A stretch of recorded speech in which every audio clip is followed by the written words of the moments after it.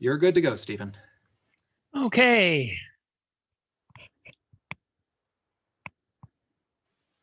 Hello, everyone. This is Stephen, and I'm going to be telling you about a project that I conducted earlier in 2020. I designed, developed, and delivered a course in open education for library science students at the San Jose State University iSchool, where I am currently an adjunct faculty member.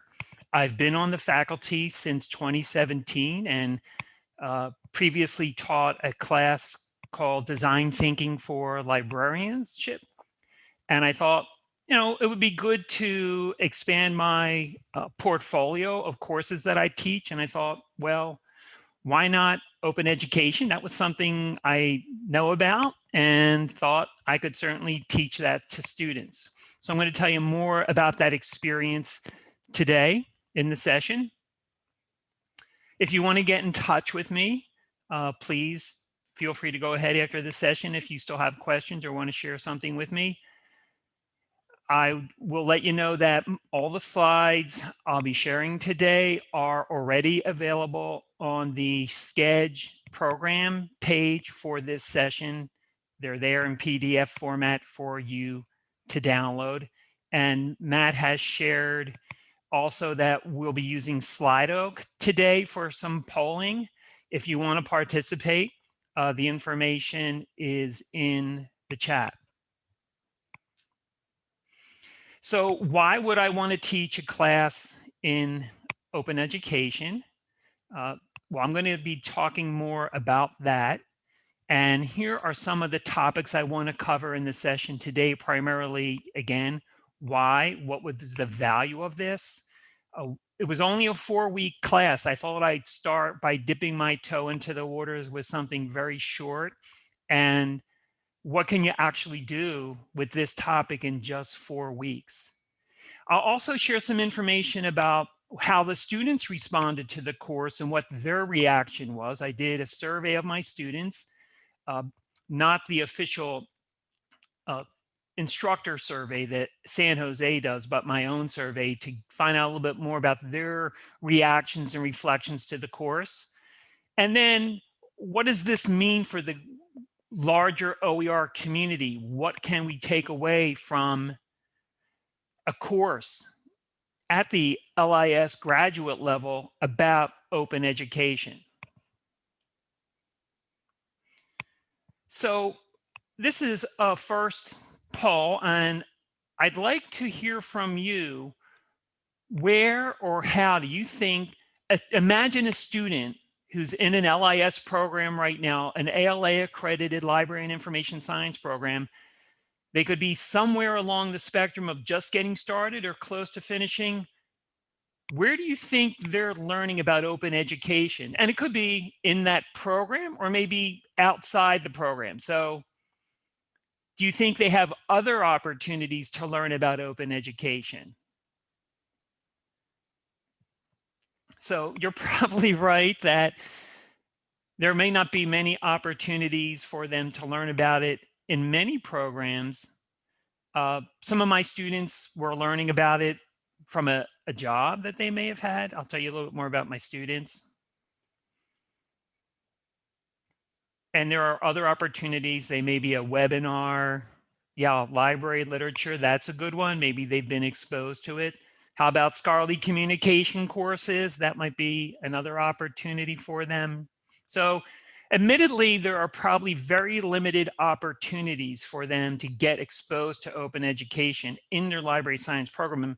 And so one of my goals was to try to increase that opportunity, at least at the San Jose University, State University iSchool. So thank you for participating in the poll. So let me tell you a little bit about the course.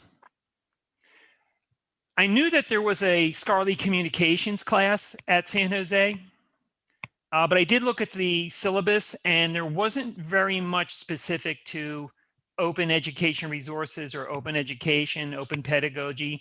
So I thought, Maybe the students in that class would be interested in furthering what they learned about open in general or open access, and then want to take that to the next level with a class dedicated to open education resources.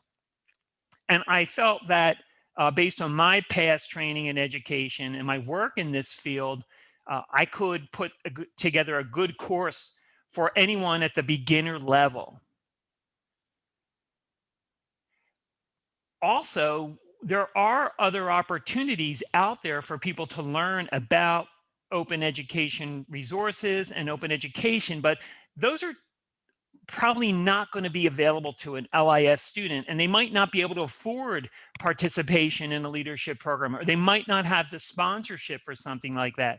So I felt like this was a great opportunity to connect with aspiring librarians who might want to learn about open education, advocacy, what are open education resources, how do you find them, how do you teach people about them, and always with the intent, how do we build future leaders in our open community? And I look to the LIS student as a fertile ground for where we can plant the seeds for our future leaders. Where are they going to come from?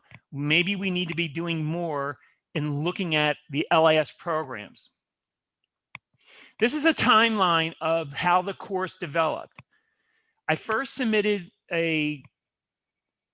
basically I started with an email to my program director and said, hey, what do you think about a course in open education? And I explained what I meant by that.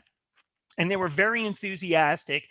One of the things I like about the San Jose iSchool is that they are very innovative and entrepreneurial and are always looking for new courses to launch and share with their students. So the first thing you have to do is submit a formal course proposal to the curriculum committee. And I had done that before with my design thinking class, so I knew the ropes and I got through that very quickly. So by March, I was able to start developing the content. So imagine if you know a Canvas course or a Blackboard course and having a completely empty shell. And I had not a great deal of time to populate that with instructor videos, readings, assignments, discussion boards. This is an asynchronous online course. So you have to have every single piece of content, or at least most of the content, ready to go on day one. So that was where the bulk of the work was involved. And then I was amazed when the registration started in May and then into June. I thought, well, maybe I'll get the requisite 15 students you need to go with the course. I was amazed. The first week of registration, I had 35 students signed up. That's the max registration. And when the course began, 30 students were registered for the class, because students always drop out for one reason or another, or they can't pay their tuition bill, unfortunately. But 30 students was way exceeded my expectations. So the course launched on July 8th and it wrapped up on August 4th. One of the hardest parts of developing any class, especially with one with so much content out there, is what do you actually include in the course? And more importantly, what do you decide not to include? You have to make some tough choices about how much you can actually give the students in a 4-week class. It's going to be fast. They're going to just, I really want to focus on giving them an overview of the most important things I think they need to know. And then, of course, there's opportunities for how they can learn more if they want to go even deeper. So week 1 was really just imagine you're teaching an introductory level workshop to a faculty member or another librarian. Just what are the basics you want them to know right off the bat? Week 2 and week 3 was the deeper content. And I wasn't quite sure if I was introducing OER advocacy too soon, but it seemed to go all right. And then week 3 was, I think, really meaningful for the students. That's because they really wanted some of that practical content. How do I actually know what it is? How do I find it? How do I teach other people about it? And then in week 4, I wanted to reserve that for what are the current things happening right now? And I even included something about this conference and the controversy around Open Ed 2019 and how the community came together to create Open Ed 2020. So, I try to keep it as current, topical, and up to date as possible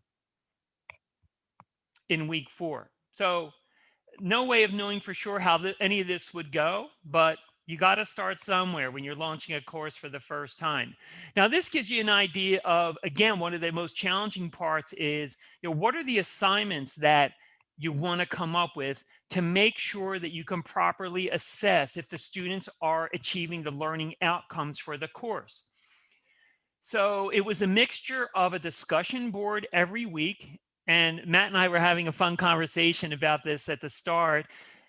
He said, "Oh, this is a topic anyone can relate to because everyone has used textbooks and paid a hell of a lot for them." And in fact, the first week of discussion was an introduce yourself and tell your textbook story. And I got some amazing stories from students about spending a fortune on textbooks and never using textbooks and selling all their textbooks as soon as they got done as undergrad. So that really got everything off to a great start, and everyone had a common experience to share. I tried in this course for the first time to have multimedia assignments where students submitted videos or audio content rather than some written essay, and that worked very well. Canvas has a great tool called Studio that makes it very easy for students to develop multimedia content and submit it for their assignment. Some students felt that doing an advocacy role play was a little too much for them just into week 2. So that's something for me to think about. But they really loved the week 3 treasure hunt, which I actually got that assignment from the Spark Open Education Leadership Program.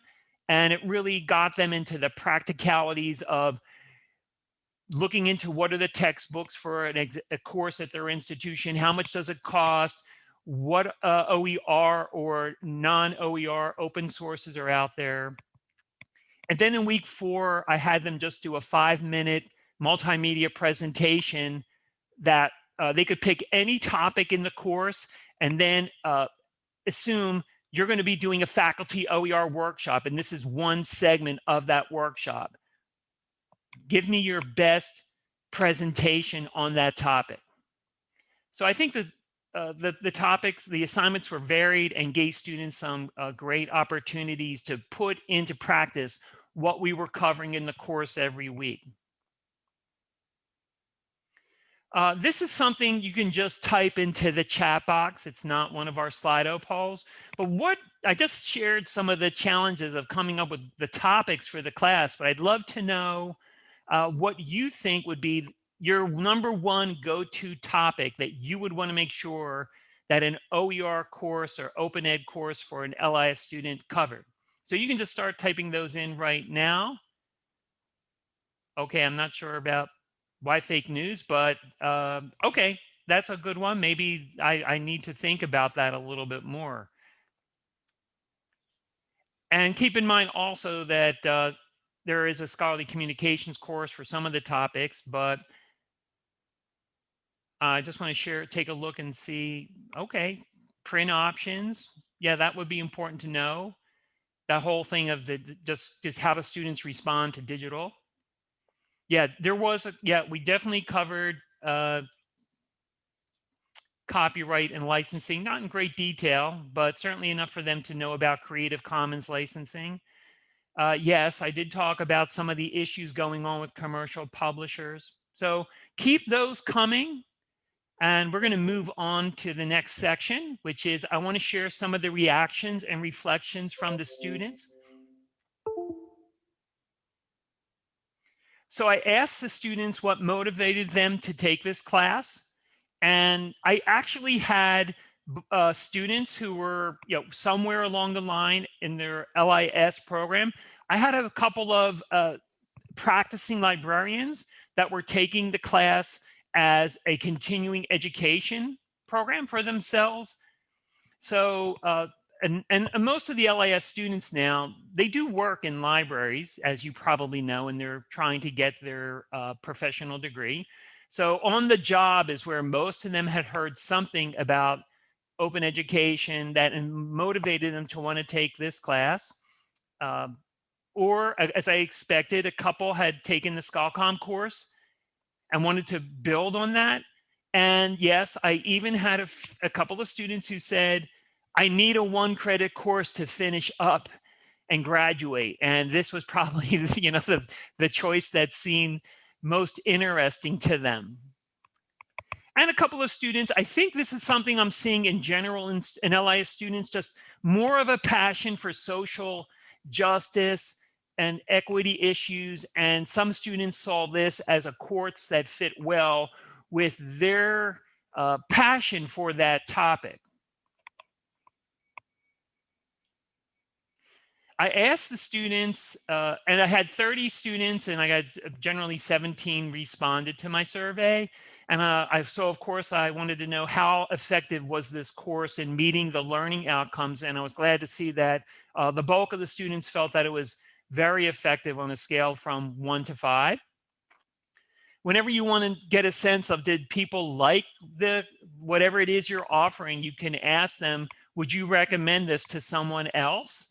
And the vast majority of the students said, yeah, I would recommend this to a fellow student, which was encouraging. One of the things we do at my library with our own undergrads and instruction activity is to ask them sort of pre and post session, what was your confidence level in your knowledge of this topic?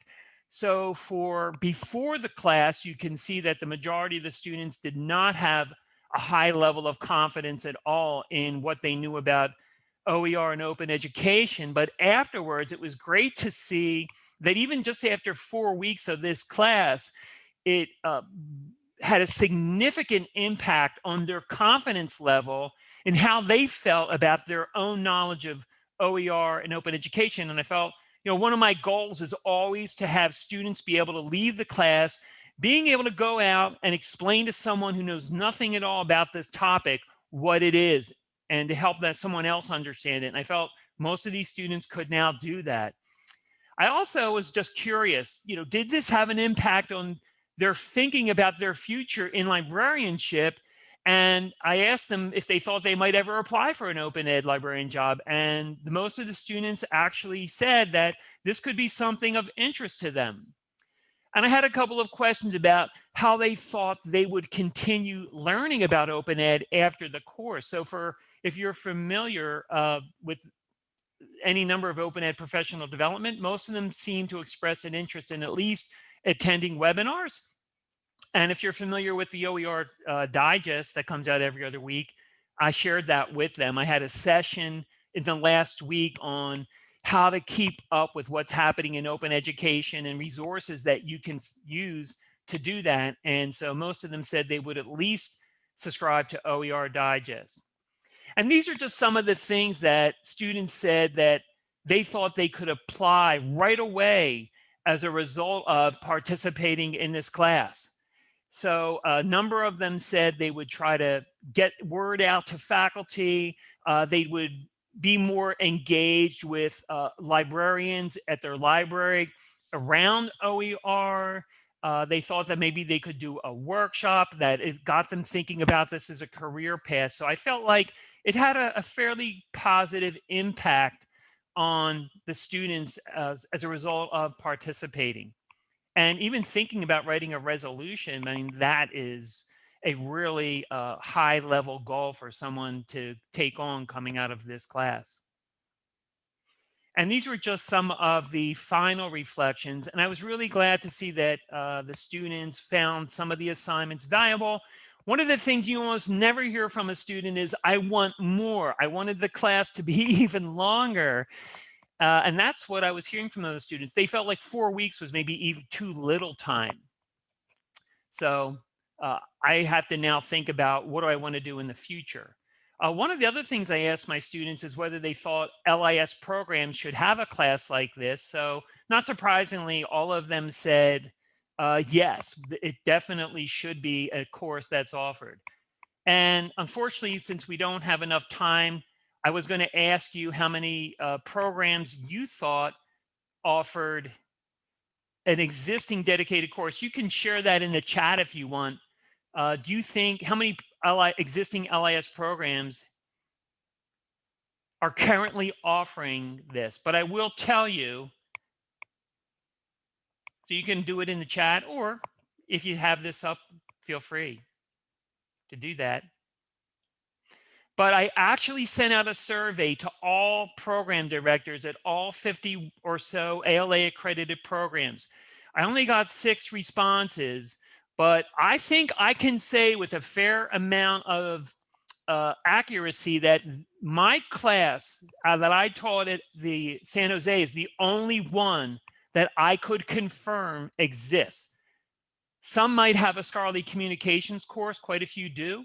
They might cover something about open education, but I do believe this is the only open ed class that is currently being offered in any LIS curriculum. So what is next? Well, I would hope that we would see more LIS programs wanting to create a course of this nature.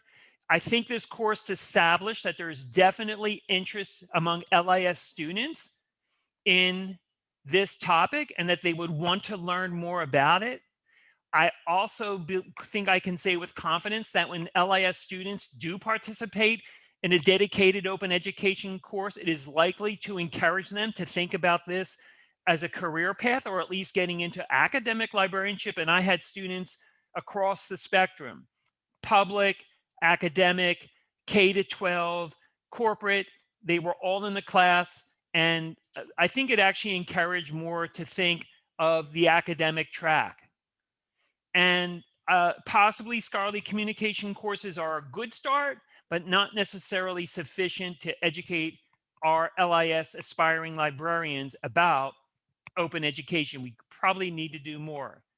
And just looking ahead, I already know that my class is going to be offered in 2021. They asked me to teach it again in the summer. Right now, I'm thinking it'll probably be the 4 weeks, but I'm going to see if maybe 6 or 8 weeks is a possibility. I could certainly slow down each week and expand it out and go into everything a little more in detail and not kind of rush through the whole thing. Some students do like these 1 credit summer classes though, because they can pick up a credit very easily and it's not as labor intensive as a course that involves more credits. I do hope that other LIS programs will introduce similar courses in 2021, and I'm certainly happy to talk to anyone out there who's interested in sharing content and ideas. And I do hope at some point to track my students, stay in touch with them, and see as they graduate into the profession whether or not they follow through on seeking a career in that is related to or influenced by taking this class and them wanting to do more in the area of open education. So I want to thank you for being here today. I hope you enjoyed hearing about my experience teaching this course. And Matt, if there are any questions that came up, I didn't have a chance to review in great detail what's going on in the chat, but I'm glad to take any questions or any things people want to share about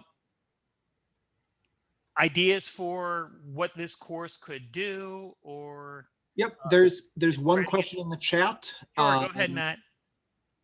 Is your curriculum openly licensed? I'm thinking about offering a student internship in OER.